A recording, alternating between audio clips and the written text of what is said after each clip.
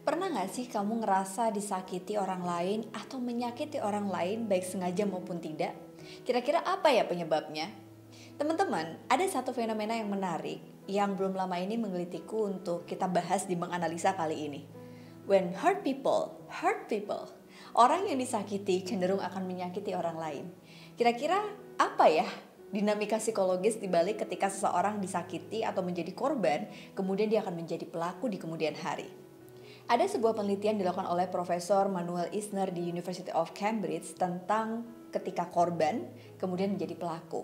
Dan dalam penelitian ini dia mengkaji 23 macam viktimisasi atau kita sebut poliviktimisasi, yaitu ketika viktimisasi ini dilakukan dengan varian yang beragam gitu. Salah satunya adalah bullying. Jadi pada saat Manuel ini meneliti bersama teman-temannya gitu ya, ada 23 bentuk kekerasan, mulai dari ejekan, terus ada juga kekerasan fisik dan bentuk-bentuk pelecehan seksual. Kemudian dikaji nih dari beberapa bentuk viktimisasi ini, ternyata yang tadinya dulunya korban di kemudian hari dia berusaha menjadi pelaku. Oke, kita analisa dulu. Kenapa ya? Saya membayangkan ya, aku membayangin teman-teman, ketika seseorang menjadi korban, kemudian dia tidak ditangani dengan baik, maka muncullah fantasi-fantasi yang akan membuat dia berandai-andai kalau dia jadi pelaku. Karena pada saat jadi korban tuh rasanya nggak enak banget kan. Dia ada perasaan tidak terima, kemudian ada bentuk otoritas yang lemah atau mungkin dirugikan, dilemahkan, dijatuhkan. Jadi pada saat dia mendapatkan situasi yang memungkinkan para korban ini memiliki otoritas lebih atau punya kesempatan untuk menjadi pelaku, maka fantasi inilah yang menggiring akhirnya korban menjadi pelaku. Jadi dari penelitian ini dapat disimpulkan ya teman-teman, fantasi ini tuh merupakan mekanisme pertahanan diri sebagai manusia yang secara otomatis akan muncul pada saat dia disakiti, dia akan membentuk perilaku menyakiti orang lain. Lebih menyedihkannya lagi nih teman-teman, fantasi ini tuh nggak berhenti pada saat usia anak-anak atau remaja aja, bahkan semakin parah pada saat di usia dewasa. Jadi kalau kita mengkaji beberapa waktu belakangan ini, aku kayak sedih banget gitu baca berita banyak sekali korban-korban pelecehan seksual yang dilakukan oleh orang-orang dewasa, khususnya mereka yang dulunya ternyata disinyalir mengalami pelecehan pada saat mereka masih kecil. Ini salah satu contoh aja gitu, dan kalau nyambung sama riset yang dilakukan oleh Manuel Isner tadi, ini nyambung banget kan. Bisa jadi orang dewasa yang menjadi pelaku sekarang, dia mengembangkan fantasi sejak dia kecil bagaimana ketika dia mendapatkan validasi bahwa aku bisa jadi pelaku juga loh. Itu mungkin yang ekstrim ya, kriminalitas, tapi gak usah jauh-jauh. Pernah gak teman-teman tanpa disadari melakukan penghinaan kepada orang lain atau merugikan orang lain baik sengaja maupun enggak? Ketika kita terluka atas perilaku orang lain, rasanya kan marah gitu ya. Nah, marah ini kalau nggak teratasi, kita tuh akan melakukan pola yang sama, entah ke orang yang menyakiti kita dulu atau ke orang lain yang tanpa disadari saat kita terluka, kita akan melukai dengan bentuk pola perilaku yang sama.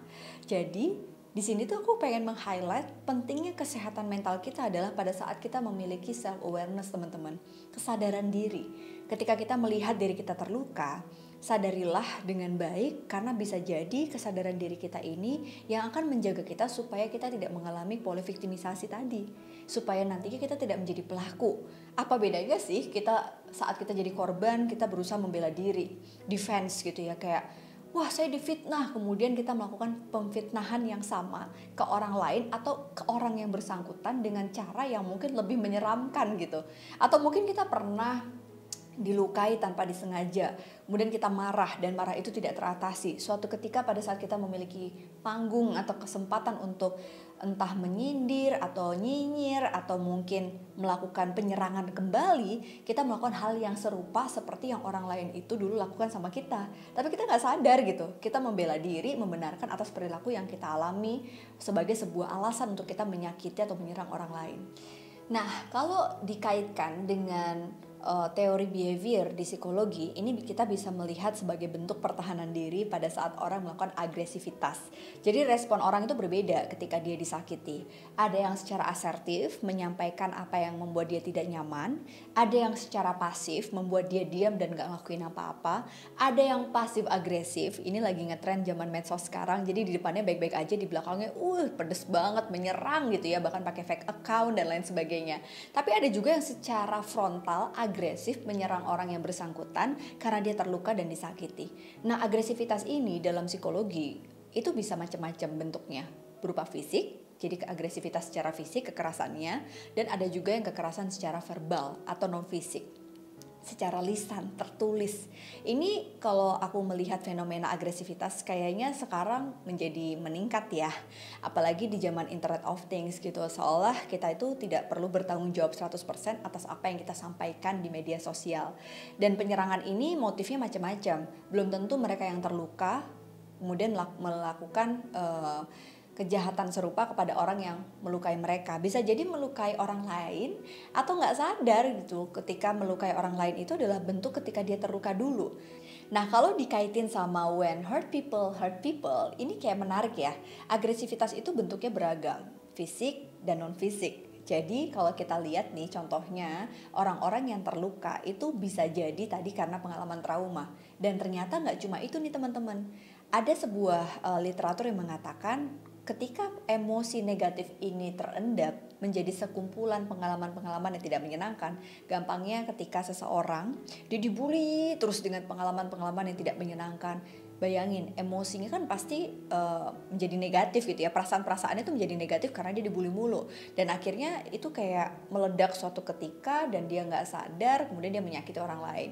Jadi ada dua kemungkinan, bisa jadi karena trauma di masa kecil akibat pengasuhan, trauma kanak-kanak dan lain sebagainya, atau sampai sekarang dia masih terpapar oleh lingkungan toksik yang membuat dia tidak nyaman secara emosional.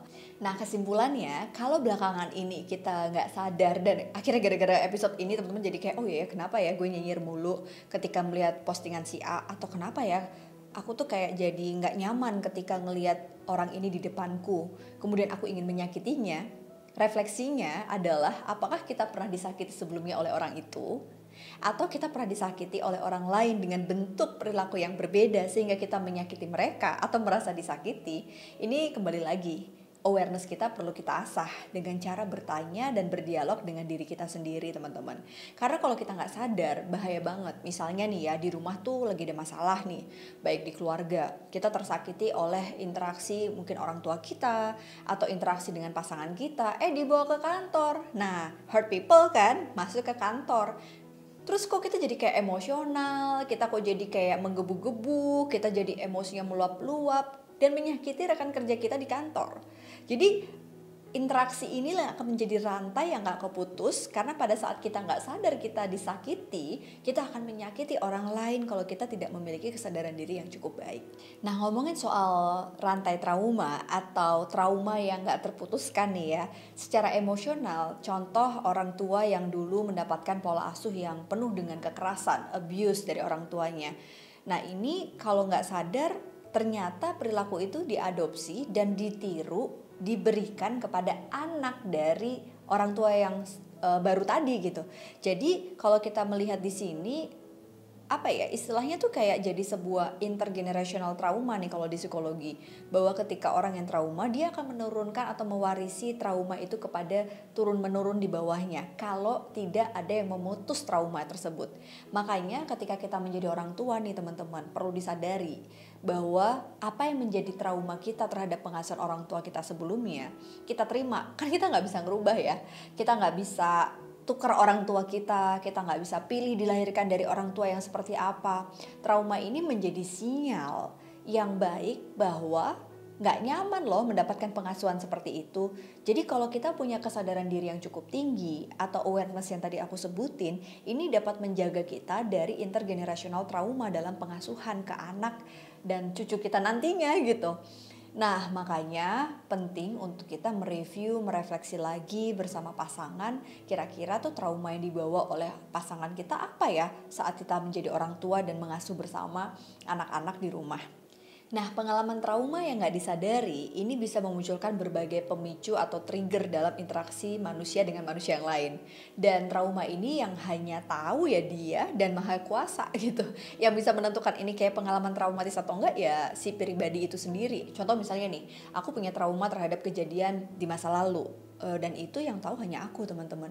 Kalau aku nggak sadar, ya orang lain mana tahu gitu kan. Tapi sering banget kejadian yang aku alami ketika aku mendapatkan perasaan tidak nyaman, merasa disakiti oleh orang lain, ini kayak berkorelasi dengan pengalaman yang aku dapetin yang tadi baru aku sadari kok nyambung ya. Contoh nih, misalnya ada seseorang yang merasa diabaikan oleh orang tuanya dalam masa pengasuhan. Terus tiba-tiba dia ketemu sama sebuah kejadian pada saat dia sudah dewasa, ke-trigger, dia diabaikan oleh figur yang dia anggap bisa memberikan perhatian. Apa yang terjadi? Maka dia akan merasa seperti diabaikan 2 kali, dan yang kedua tuh biasanya lebih parah gitu, sakitnya tuh kayak lebih kerasa, lebih nampol. Kayak orang kalau jatuh di tempat yang sama, lukanya belum beres, terus jatuh lagi di tempat tersebut, akhirnya luka yang udah lama itu kayak lebih parah kan, lebih perih rasanya gitu. Atau misalnya kamu pernah dibohongi, atau kamu pernah mendapatkan kejadian yang memanipulasi dan kamu jadi korban rasanya. Terus kemudian besoknya kamu akan ketemu orang lagi yang serupa, yang tanpa sengaja menyakitimu. Terus kamu kayak kehilangan trust lagi sama orang ini, dan rasa tuh lebih sebel dibandingin sama orang yang pertama dulu. Tapi kalau ini nggak ditangani dengan baik, yang terjadi adalah kita akan menyerang dengan cara yang sama kemungkinannya, karena kita merasa tidak diterima, kita mengembangkan fantasi yang tadi katanya Prof. Manuel Isner tadi, dan akhirnya ya ini akan menjadi sebuah rantai. Nah, ngomongin soal kejadian ini ya teman-teman ya, ini bisa kita lihat nih, karena nggak semua kejadian trauma ini sama. Ada peristiwa yang terjadi hanya satu kali. Misalnya nih, contoh kalau misalnya nih kita pernah kecelakaan atau cedera, atau dalam kecelakaan itu kita kayak mengakibatkan kehilangan beberapa hal yang kita miliki sebelumnya, dan itu terjadi di masa kanak-kanak, atau kejadian-kejadian tidak terduga yang cukup membuat kita tuh shock gitu, kehilangan orang tua, kehilangan pasangan, kehilangan apapun itu yang sifatnya satu kali tapi mempengaruhi kehidupan kita seterusnya. Ini mungkin bisa jadi pemicu. Yang kedua adalah stres yang sangat berat dan gak berhenti. Jadi mungkin misalnya tinggal di lingkungan yang sangat keras gitu ya teman-teman. Terus dia bisa juga kondisi-kondisi seperti berjuang melawan penyakit kronis, atau mungkin dia mengalami traumatical event ketika dia dibully dari kecil sampai dia dewasa, membuat dia stres dan gak berhenti. Atau bisa juga dia merasa disakiti karena penyebab yang kayak sepele tapi kayak sering banget diabaikan. Contoh misalnya nih, ketika tadi difitnah, atau kalau bahasa positifnya adalah diberikan sikap-sikap prasangka buruk oleh lingkungan sekitar gitu kan. Kayaknya tuh gak enak banget itu kejadian mungkin gak cuma sekali tapi berulang kali. Jadi akhirnya besok muncul perasaan tidak percaya diri, dan dia juga sulit mempercayai orang lain. Atau bisa juga ditipu gitu kan, terus dia akhirnya menipu orang lain. Atau bisa juga dinyinyirin, kemudian dia akan menyinyirin orang lain. Nah, atau pengalaman-pengalaman yang sering kita abaikan. Jadi misalnya kita pernah disakiti orang lain, kita anggap itu biasa aja, dan ini menumpuk terus-menerus sampai akhirnya memuncak deh, dinyinyirin gitu kan. Terus kita anggap kayak nggak apa-apa lah, ya biasa aja lah. Terus akhirnya kita jadi merasa bahwa perasaan itu adalah hal yang biasa. Kita melakukan hal yang serupa. Atau misalnya nih, pada saat kita mengalami kehilangan yang cukup signifikan, misalnya kematian orang terdekat, kita abaikan gitu, nggak apa-apa deh gitu, kita mendinai atau menolak perasaan ditinggalkan tadi, yang akhirnya tahu-tahu kesulut nih sama hal yang membuat kita jadi kayak terpicu oleh kejadian tersebut. Jadi banyak ya teman-teman penyebab-penyebab kenapa kita bisa mengalami kejadian yang membuat kita sebagai orang yang disakiti dan tidak sadar kita menyakiti orang lain. Nah, kita sekarang beranjak ke penjelasan tentang traumatik itu sendiri. Ini cukup psikologis ya. Karena pada saat kita mendapatkan kejadian yang trauma, ini memang melibatkan bagian otak secara spesifik, yaitu sistem limbik amigdala yang merespon bagian emosi secara intens. Tapi kita nggak akan bahas tentang amigdala ini ya teman-teman.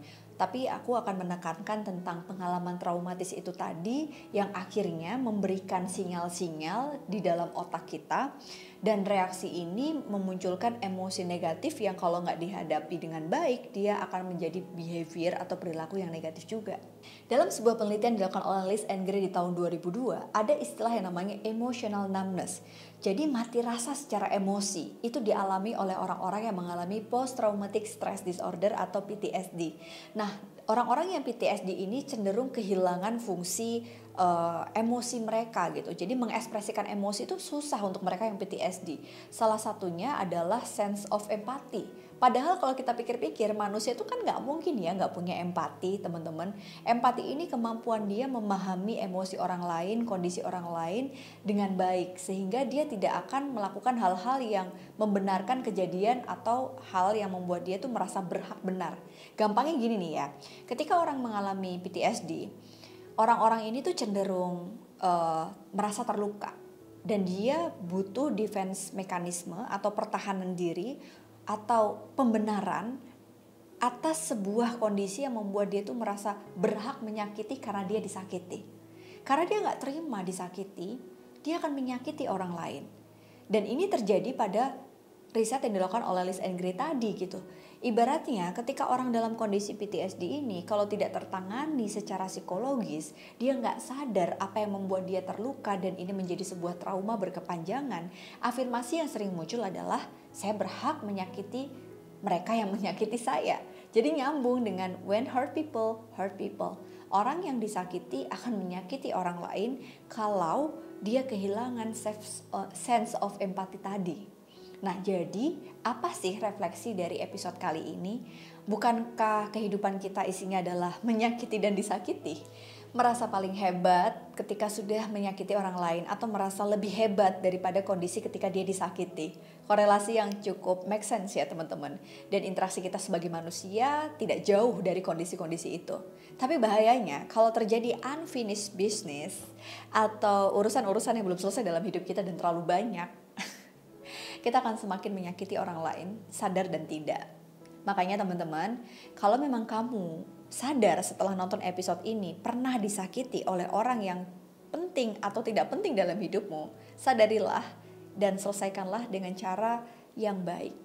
Memaafkan itu bukan harus kita mengatakan kepada yang bersangkutan, saya memaafkan kamu atau saya minta maaf. Ya kalau ada kesempatan, bagus. Tapi kalaupun enggak, salah satu caranya adalah kita dengan sadar tidak melakukan hal yang sama kepada orang lain karena kita tidak mau menyakiti mereka. Itu adalah tahap di mana kita sudah memaafkan.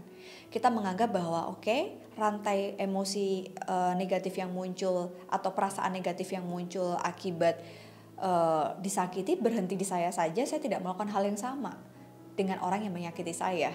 Itu keren banget. Jadi makanya kalau kita tanya apa sih pentingnya ke psikolog, ya teman-teman akan ketemu dengan sesi di mana teman-teman akan ngobrol kejadian-kejadian yang menyakiti kalian dulu, kemudian kalian bisa berproses di situ. Teman-teman diminta untuk memaafkan dalam setiap sesi terapi dan setiap psikoterapi, konseling. Dan pada saat teman-teman punya kesadaran yang baik, teman-teman jadi tidak akan menyakiti orang dalam hidup kalian. Maka trauma yang tidak terputus tadi mungkin bisa terputus ketika teman-teman udah rilis di situ. So buat kalian yang pengen ketemu sama psikolog, jangan takut. Ke psikolog itu bukan berarti teman-teman punya penyakit jiwa yang seperti stigma yang sekarang sering beredar gitu ya. Mungkin episode-episode menganalisa ini bisa memberikan insight teman-teman bahwa ternyata ngobrol sama psikolog itu tidak semenyeramkan yang aku bayangin ya Mbak. Ternyata ke psikolog itu aku gak perlu takut dan mendapatkan label negatif ya. Nah kalian bisa langsung aja hubungi APDC Indonesia karena ada banyak rekan sejawatku, para psikolog-psikolog yang memang profesional, asosiat kami di bidangnya masing-masing. Bisa klik link berikut atau teman-teman bisa juga baca-baca lagi konten psikoedukasi kita secara gratis yang kita share di media sosial melalui Instagram APDC Indonesia, atau di Instagram aku analisa.widyaningrum juga ada beberapa konten psikoedukasi. So, episode kali ini semoga menjadi refleksi kita semua, termasuk aku pribadi. Karena mungkin tanpa disadari aku juga menyakiti orang lain, disakiti orang lain. Tapi kalau kita gak sadar ada di dalam posisi itu, kita jadi orang yang paling angkuh dan merasa paling benar, seolah kita gak pernah menyakiti orang lain. Yang ada kita disakiti terus. Poliviktimisasi akan menyebab kita menyebabkan kita menjadi korban, and then kita akan menjadi pelaku. Apa bedanya sih kita sama dia kalau kita mengulang kejadian yang serupa? Oke, makasih banget udah selalu nonton Analisa Channel. Jujur belakangan ini tuh aku lagi ngerasa, aduh, apa ya yang membuatku pengen posting video-video menganalisa lagi di Analisa Channel, karena kesibukan dan lain sebagainya. Tapi bacain komen-komen teman-teman di bawah, banyak banget yang ngerasa kayak, aduh mbak, ini beneran membuat aku tuh jadi punya semangat lagi menjawab pertanyaan atas kehidupan teman-teman alami. Itu kayak jadi semangat booster buat aku loh. So buat kalian yang mau cerita, curhat-curhat boleh banget di kolom komen ya. Share video ini kalau memang relate sama kehidupan kalian, atau bisa tag aku di Instagram @APDS Indonesia kalau ada bagian yang memang membuat kalian tuh ngerasa dapat pencerahan di episode kali ini. Thank you very much. Assalamualaikum warahmatullahi wabarakatuh.